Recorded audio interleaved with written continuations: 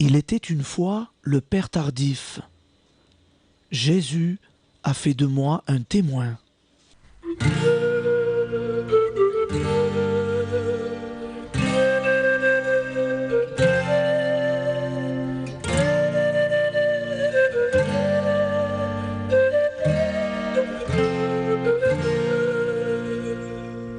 Voici le 7e épisode.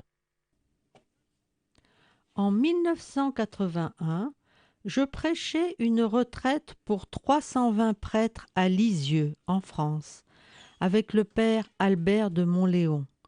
Il y avait là beaucoup de prêtres très intelligents, certains très critiques, et les sceptiques même ne manquaient pas. Après un merveilleux exposé du père de Montléon, vint mon tour. Je me sentais tout petit devant ces hommes si savants qui avaient tant de titres. Je me sentais pauvre devant le cardinal Suénens et les autres évêques. Alors je priai le Seigneur et lui dis : « Seigneur, que fait ici un prêtre qui est venu d'une île si petite devant ces hommes si savants et qui ne savent pas pourtant où est située cette île ? Ne me laisse pas seul, Seigneur, je t'en supplie. » Heureusement, la première nuit, le Seigneur guérit un prêtre qui souffrait d'une phlébite, et grâce à cela, toutes les discussions prirent fin. Le lendemain matin, dans la salle à manger, il levait son pantalon et montrait ses deux jambes complètement guéries. Ce témoignage servit bien plus à manifester la gloire de Dieu que mes pauvres conférences. À Lyon, après une conférence que j'avais donnée au clergé, le cardinal Renard, surpris par les guérisons merveilleuses du Seigneur, se mit debout et dit : « Il est difficile pour nous d'accepter la mystérieuse action de l'Esprit Saint, parce que nous sommes rationalistes, tous, plus ou moins, fils de Descartes et même un peu aussi de Voltaire. C'est pourquoi il nous est si difficile d'assimiler l'action de l'esprit qui souffle comme il veut, sans se limiter au moule logique de notre raison. Nous lui mettons des rails à suivre, mais il vole en dehors d'eux. Nous lui offrons un conduit par où il puisse souffler, mais lui, c'est à côté qu'il le fait. L'Esprit Saint ne suit pas notre programme pastoral. Nous avons certainement besoin d'une méthode pastorale, mais la base de toute pédagogie de foi consiste précisément dans l'acceptation du fait que ce n'est pas nous qui dirigeons son action, mais lui qui dirige la nôtre. Toute méthodologie doit être suffisamment perméable pour que l'esprit puisse l'utiliser et même plus, la transformer. Les dons de l'Esprit Saint sont différents et actuels, peut-être à cause de notre rationalisme ou de notre manque de foi. Nous pensons que ces dons sont des histoires du passé. Le monde actuel est à la recherche d'hommes de l'Esprit, de prophètes chrétiens, inspirés par l'Esprit. Mais s'il ne les trouve pas, il suivra des illuminés, ce qui est très dangereux. L'Église est une Pentecôte permanente et non pas une rationalisation permanente. Ces derniers mots du cardinal me rappellent une anecdote qui n'est pas dans l'Évangile. Un jour, Jésus était avec ses disciples et il leur demanda : « Et vous, qui dites-vous que je suis ? » Simon-Pierre se leva et répondit : « Tu es la théophanie eschatologique qui nourrit ontologiquement l'intentionnalité de nos relations subconscientes et interpersonnelles. » Jésus, ouvrant de grands yeux, surpris, « Comment ?» Et Pierre ne put répéter, car il avait oublié sa définition. Ce n'était pas quelque chose qu'il avait dans le cœur, mais seulement dans la tête. Le monde est fatigué d'écouter des théories et des florilèges littéraires. Il a faim de paroles vivantes et efficaces qui réalisent ce qu'elles contiennent. Le monde d'aujourd'hui est fatigué de suivre des maîtres. Il ne se laisse entraîner que par des témoins. disait Paul VI, des témoins qui ont fait l'expérience de la nouvelle vie apportée par Jésus. L'évangile de saint Luc raconte que le dimanche soir, 2 disciples de Jésus rentraient de Jérusalem à Emmaüs.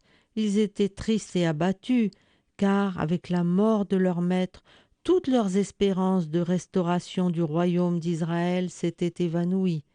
Jésus en personne se joignit à eux sur le chemin, et l'un d'eux, nommé Cléophas, commença à donner un cours de christologie à Jésus lui-même, qu'il n'était pas capable de reconnaître.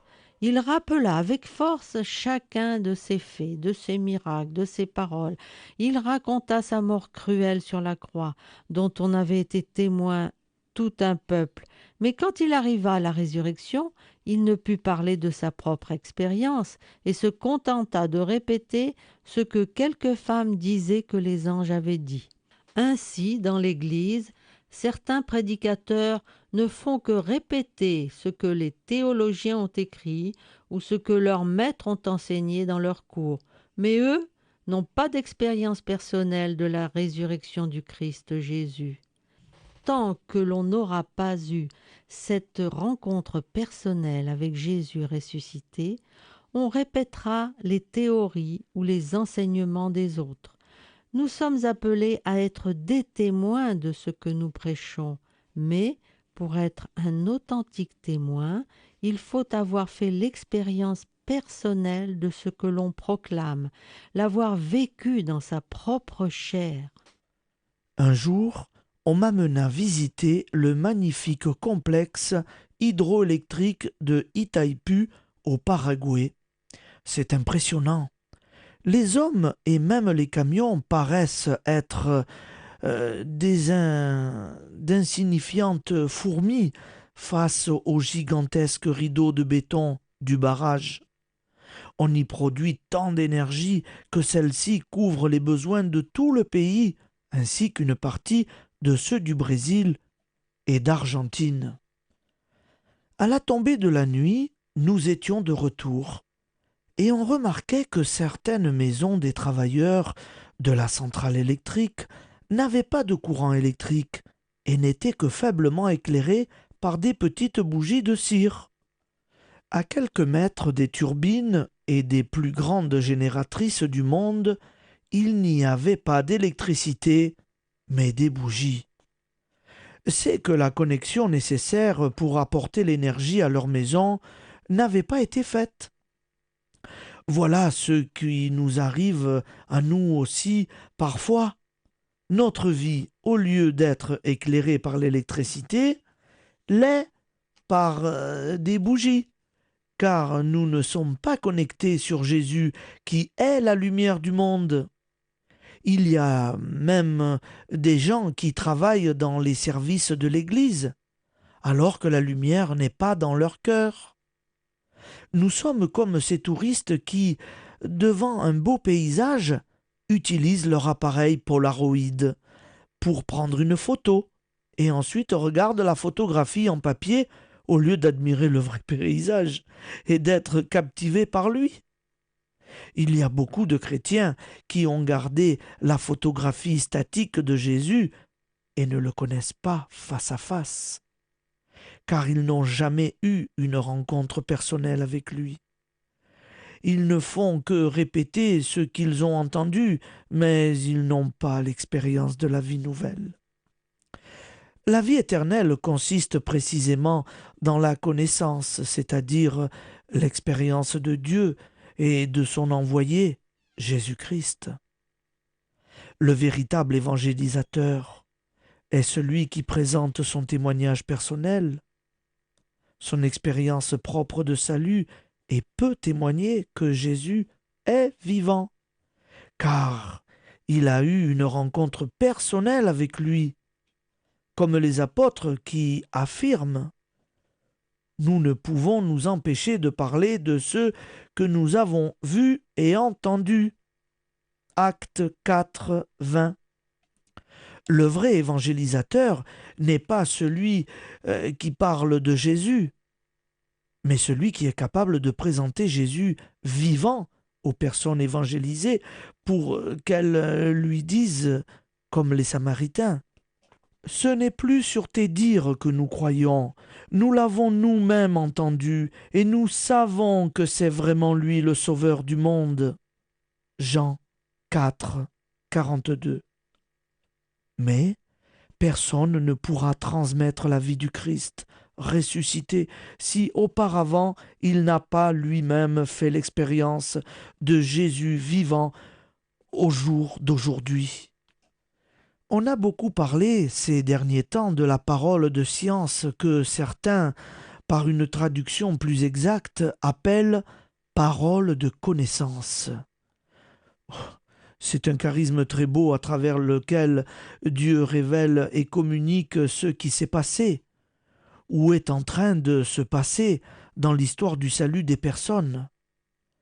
Grâce à cette révélation, on peut arriver à la racine d'un problème, à la cause d'un blocage, ou à la connaissance d'une guérison. Un jour arriva une dame très affligée à cause de sa fille qu'une étrange maladie avait obligée à abandonner ses études. Elle me raconta que la jeune fille souffrait d'attaques très bizarres. Elle s'évanouissait souvent, comme souffrant d'épilepsie. Elle avait consulté plusieurs médecins sans aucun résultat. Elles allèrent aussi chez des psychologues sans obtenir d'amélioration. Elles commirent même l'erreur d'aller chez des sorciers.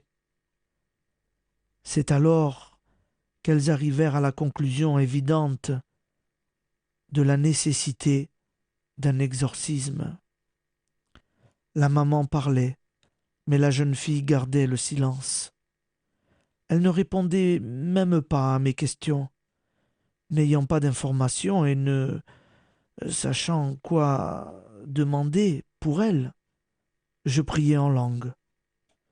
Alors me vint une parole qui me martelait l'esprit continuellement. Avortement. J'ouvris les yeux et lui demandai si elle avait eu quelque chose à voir avec un avortement. Surprise, elle me demanda « Qui vous l'a dit ?» Avec des larmes aux yeux, elle me raconta qu'elle avait eu des relations avec son fiancé et avait été enceinte. Étant d'une famille très connue, elle eut très peur et décida d'avorter. Mais depuis, elle s'était chargée d'un double péché, et à cette seule pensée, elle s'évanouissait. Elle se repentit, se confessa, et nous avons prié pour sa guérison intérieure. Le Seigneur lui pardonna et la guérit, et elle n'eut plus d'évanouissement. Le Seigneur nous avait donné la connaissance de la racine du problème. Elle n'était ni possédée ni souffrant d'une maladie quelconque. Par ce don de la connaissance ou parole de science, Dieu peut aussi révéler les guérisons qu'il est en train de réaliser au milieu de la communauté. Alors, ce que le Seigneur est en train de faire est communiqué à toute l'Assemblée. En 1975, je fus nommé délégué de la République dominicaine pour la 2e conférence des leaders du renouveau charismatique à Rome. Quand je le communiquai à mes supérieurs, ils me répondirent « Laisse ta place à un autre, car il vaut mieux que le pays soit représenté par un natif du pays. » J'eus beaucoup de peine à accepter, car je pensais que je perdais une occasion merveilleuse de connaître mieux le renouveau. Mais dans la foi, je découvris la volonté de Dieu à travers la décision de mes supérieurs. Le jour où j'aurais dû me rendre à Rome en avion, j'allais à cheval visiter une communauté perdue dans la montagne. Je célébrais la messe et priais pour les malades. Tandis que je priais en langue, me vint à l'esprit un mot très fort, épilepsie. Je continuai à prier, puis je gardai le silence et enfin je pris le risque de la foi et demandai « Y a-t-il quelqu'un ici qui souffre d'épilepsie ? Le Seigneur est en train de te guérir. » Il y eut quelques moments d'un silence très intense qui me parurent une éternité. Puis la directrice de l'école leva la main et dit : « Mon père, c'est ma fille, regardez-la. » C'était une jeune fille d'environ 15 ans qui tremblait et transpirait. Elle était malade depuis sa naissance, mais le Seigneur la guérit complètement et elle n'eut plus d'attaque. C'est la première fois que le Seigneur me donnait une parole de science. Le jour où j'obéis à mes supérieurs, le Seigneur me fit ce don qui m'a beaucoup plus servi dans mon ministère que toutes les conférences que j'aurais pu écouter à Rome. La parole de science est un charisme de l'esprit qui surprend beaucoup ceux qui vivent cette expérience. C'est la communication d'une certitude intérieure, d'une certitude qui ne s'acquiert ni par la réflexion, ni par la déduction. C'est comme une idée qui envahit notre esprit avec intensité. Celle-ci nous accapare comme un mot sans son, une parole qui vient de l'intérieur de notre être et reste longtemps présente dans notre esprit. Il en résulte qu'avec cette pensée dans notre esprit, nous sommes sûrs de quelque chose, tout en sachant que cela ne vient pas de nous, mais à travers nous. Ce qui est certain, c'est que cela existe. Je crois que Nathan a eu une parole de science quand il découvrit le secret du cœur de David. 2 Samuel 12, 1 à 15. Pierre a eu aussi une parole de science dans le cas d'Ananie et de Saphir. Acte 5, 1 à 11. La parole de science semble du même ordre que la prophétie. Voilà, amis auditeurs, avant de conclure, nous vous proposons d'écouter un court extrait sur les enseignements que nous a donnés le Père Tardif. C'est sa voix que nous allons pouvoir entendre. Il y a des gens qui viennent à nos ministères de guérison pour demander la guérison physique et qui rencontrent, qui trouvent, qui reçoivent beaucoup plus qu'une guérison physique, qui reçoivent une guérison spirituelle. Et il y en a qui font une rencontre avec Jésus à travers leur maladie. Combien de personnes nous ont dit, moi j'avais oublié Dieu, je vivais comme un incroyant. Et le jour que je suis tombé malade, j'ai commencé à réfléchir, j'ai commencé à penser à l'éternité. Et je me suis rendu compte que je n'étais pas prêt pour entrer dans l'éternité. Et ma maladie a été pour moi une bénédiction, car elle a été l'occasion d'une rencontre personnelle avec Jésus. Un jeune homme professionnel de Santo Domingo a eu un accident d'automobile au mois de novembre dernier, l'an dernier. Et il a eu un accident où il est tombé dans le coma profond. Et alors, sa famille, qui était une famille qui avait de la facilité économique, qui avait beaucoup de facilité, était navrée. Ils l'ont transporté en avion à Philadelphie, aux États-Unis. Et les meilleurs spécialistes de cet hôpital ont essayé de l'aider à reprendre connaissance. Il était dans un coma profond. Et après avoir examiné ce malade, qui s'appelle Marc, ils ont vu qu'il y avait un décollement de la cervelle. Ils ont dit, il n'y a aucun médecin au monde qui peut toucher à ça. Ramenez votre fils chez vous et il va falloir vous habituer à le voir vivre dans le coma le temps qu'il lui reste à vivre.